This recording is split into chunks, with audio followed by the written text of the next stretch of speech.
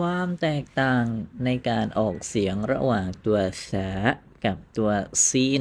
อย่างแรกเราจะไปดูในเรื่องของฐานเสียงตัวสาจะอยู่ที่ปลายลิ้นโดยที่เราจะเอาปลายลิ้นไปแตะที่ปลายฟันบนปลายลิ้นของเราจะยื่นออกมาเยอะแตะในที่นี้ก็คือเราจะเอาปลายลิ้นไปวางไว้ใต้ฟันบนโดยที่ไม่ต้องกดเยอะซาซีซูบัสส่วนตัวซีนฐานเสียงของมันจะอยู่ที่ปลายลิ้นเช่นเดียวกันแต่ที่แตกต่างก็คือเราจะเอาไปแตะที่แผ่นฟันด้านล่างซาซีซูบัสอย่างที่สองเราจะดูในเรื่องของลักษณะของมันตัวซา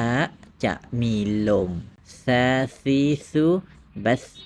ตัวซีนก็มีลมเช่นเดียวกันแต่ที่แตกต่างก็คือตัวซีนจะมีลมแหลมซาซีซูบัสในเรื่องของจุดเด่นของซาก็ปกติไม่มีอะไรมากส่วนตัวซีนก็คือลมแหลมของมันหรือเราจะเรียกว่าโซฟิรนั่นเอง